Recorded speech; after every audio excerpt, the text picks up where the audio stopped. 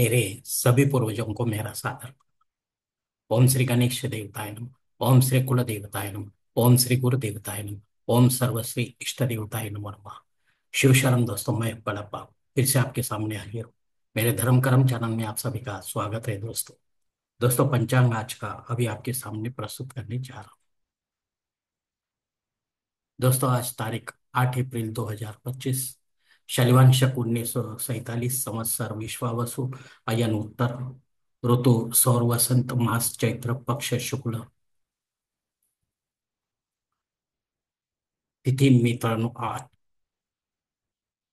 एकादशी तिथि है। रात 9:13 के बाद द्वादशी तिथि शुरू होगी। वार मंगलवार है। नक्षत्र दोस्तों आश्लेषा नक्षत्र है।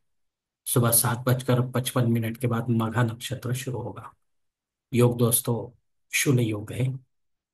शाम 6:10 के बाद गंड योग शुरू होगा। करण दोस्तों वनिष्करण है। सुबह 8:33 के बाद विष्टिकरण शुरू होगा और रात 9:13 के बाद भवकरण शुरू होगा। प्रमुख ग्रहों की राशि स्थिति सुबह 5:30 कुछ इस तरह होगी। सूरज जो है मीन राशि में होगा, चांद कर्क राशि में, गुरु वृषभ राशि में और शनिदेव मीन राशि में होंगे। मुंबई विभाग में सूरज का आगमन और निगमन कुछ इस तरह होगा। आगमन जो है सुबह 6:28 पर होगा और निगमन जो है शाम 6:53 पर होगा। दोस्तों, इसी पंचांग के आधार पर अब हम आज की पूजा के लिए संकल्प छोड़ने जा रहे हैं। तब आप आपके दाहिने हाथ के तिल पर थोड़ा सा जल, थोड़े अक्षत, एक फूल या फूल की पंखुड़ी ले दोस्तों, और ये संकल्प जो है छोटा सा बोलना शुरू कर दे दोस्तों।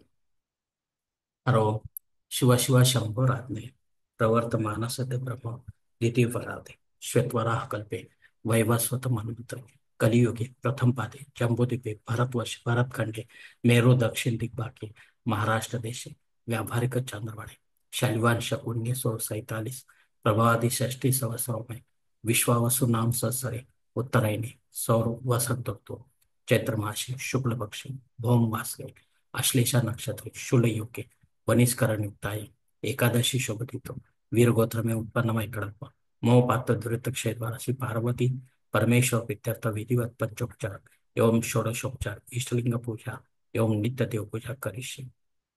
दोस्तों, यहीं पर यह संकल्प खत्म हो चुका है।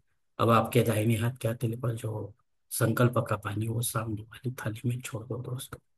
दोस्तों, इस संकल्प की काल मर्यादा सुबह 7:55 तक है। इस समय के बाद भी अगर आपको किसी धार्मिक विधि की संपन्नता के लिए संकल्प छोड़ना है तो कृपा करके आप ऊपर की बदले हुए पंचांग का सहारा लेकर नया संकल्प तैयार करें और उस संकल्प में आप जो करने जा रहे धार्मिक विधि उसका उल्लेख अवश्य करें। तब जाकर आपकी ये धार्मिक सेवा संबंधित देवताओं तक पहुंचेगी और उनका आशीर्वाद आप तक पहुंच जाएगा। आपका जीवन और भी सुखमय बन जाएगा दोस्तों। दोस्तों, अब मुहूर्त विभाग में देखते हैं। इसमें सबसे पहले सगाई के लिए मुहूर्त दिया गया है तारीख 10, 11, 14, 18, 20, 21 और 22। गोद भराई के लिए मुहूर्त दिया गया है तारीख 11, 18। नामकरण करने के लिए मुहूर्त दिया गया है तारीख 10, 14, 20। मुंडन करने के लिए मुहूर्त दिया गया है तारीख 14 और 24। गृह प्रवेश करने के लिए मुहूर्त दिया गया है तारीख 10, 14, 18, 20 और 21। अब मुहूर्त के दूसरे भाग में देखते हैं दोस्तों। जनेऊ संस्कार के लिए दोस्तों अब कोई मुहूर्त इस मास में नहीं है। शादी ब्याह करने के लिए मुहूर्त है तारीख 14, 18, 19, 20, 21 और 25। वास्तु शांति करने के लिए और भूमि पूजन तथा पाया भरनी करने के लिए इस मास में अब कोई मुहूर्त नहीं है। देव मूर्ति की प्राण प्रतिष्ठा अगर आपको करनी है तो इसके लिए मुहूर्त दिए गए हैं तारीख 10, 14, 20, 21, 24 और 25। ये प्राण प्रतिष्ठा आप पंडित के माध्यम से करें, विधिवत करें और देव काल में करें। चाहे घर पर करें या मंदिर में करें दोस्तों। घर पर अगर करना है तो कुछ नियम है जो पंडित के माध्यम से आप जान लें, क्योंकि प्राण प्रतिष्ठा होने के बाद मूर्ति पर संबंधित देवताओं का अभिषेक लेना जरूरी होता है। और अगर आप अभिषेक नहीं लेंगे तो ये मूर्ति खंडित मानी जाती है और उसका विसर्जन करना पड़ता है दोस्तों। मंदिर में वैसा होता नहीं, क्योंकि पुजारी के माध्यम से सुबह शाम अभिषेक युक्त पूजा होती है।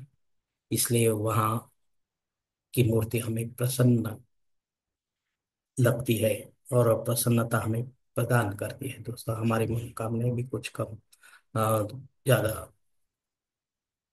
पूरी करने की कोशिश होती रहती है दोस्तों। दोस्तों इस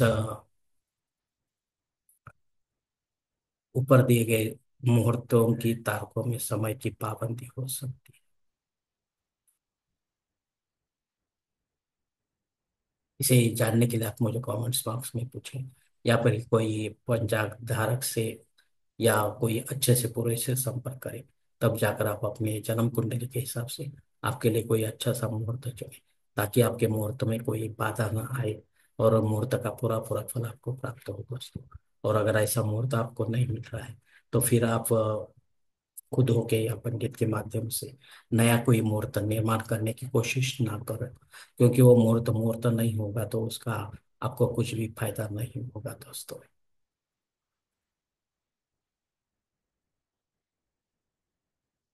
दोस्तों आप पंचांग में दी गई और कुछ महत्वपूर्ण जो जानकारी है वो अब हम देखेंगे। पंचांग शुद्ध दिन नहीं है दोस्तों। दिन विशेष में दोस्तों कामदा एकादशी है। एकादशी तिथि का नियमों का पालन आपको करना है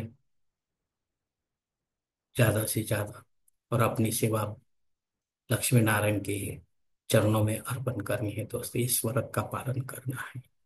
अधिक जानकारी आपको सुन मेरे वीडियो से प्राप्त हो सकती है। एकादशी श्राद्ध कर्म भी है दोस्तों। इस एकादशी तिथि पर अगर आपके पिताजी आपको छोड़कर परलोक सिधार गए हैं, माता पिता, तो आपको उनके नाम से पिंडदान युक्त श्राद्ध कर्म करना जरूरी है। लेकिन पंडित के माध्यम से करें, विधिवत करें और अपराह्न काल में करें। तब जाकर आपकी ये पितर सेवा आपके पितरों तक पहुंचेगी और उनका आशीर्वाद आप तक पहुंच जाएगा। आपका जीवन और भी सुखमय बन जाएगा दोस्तों।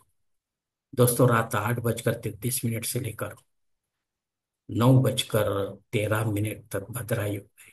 ये राहु का ये भद्रा युग का स्वामी राहु है दोस्तों। ये राहु हमारे कामों में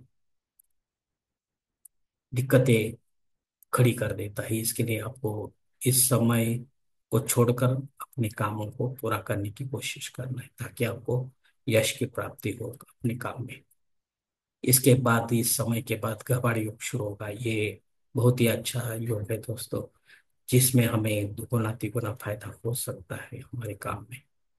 अग्नि धरती पर हाजिर है। अगर आपको नया कोई या नया कर्मकांड शुरू करना है तो आप कर सकते हैं, लेकिन आगे चलकर वो कहीं बंद हो जाएगा तो आपको भी दोष लग सकता है दोस्तों। इसलिए सोच समझ कर निर्णय लें।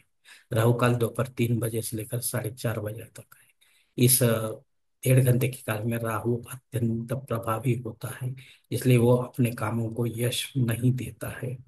तो अगर आपको काम में यश चाहिए तो और कोई समय अपने काम को पूरा करने की कोशिश करो। धन्यवाद दोस्तों। आज का ये पंचांग का वीडियो मैं यहीं पर खत्म करता हूँ। क्षमा करें दोस्तों। प्रमुख गोचर वक्र ग्रह में 2 मार्च से शुक्र वक्री हो गया है। ये वक्री ग्रह हमारी कुंडली से जैसे संबंधित है शुक्र ग्रह, उसी प्रकार वो हमें फल फल दे सकता है। वो फल शुभ अशुभ या मिश्र स्वरूप का हो सकता है। सही जानकारी के लिए आपको नजदीकी ज्योतिष के पास जाकर पूछताछ करनी पड़ेगी दोस्तों। ये शुक्र हमें कौन सा फल देगा। धन्यवाद दोस्तों। हमारी आज का ये पंचांग का वीडियो मैं यहीं पर खत्म करता हूँ। अगर आप मेरे विचारों से सहमत है तो कृपा करके मेरा धर्म कर्म चैनल सब्सक्राइब करो, लाइक करो, आपके मित्र परिवार के साथ शेयर करो, और कमेंट्स बॉक्स में आप अपना राय जरूर दें दोस्तों। और मेरा अगला वीडियो आप तक पहुंचने के लिए बेल बटन को अवश्य दबाएं। धन्यवाद दोस्तों। हमारी अगली मुलाकात होने तक आप खुश रहे, आनंदित रहे और प्रसन्न रहे दोस्तों। हरि ओम। शिव शंभो महादेव।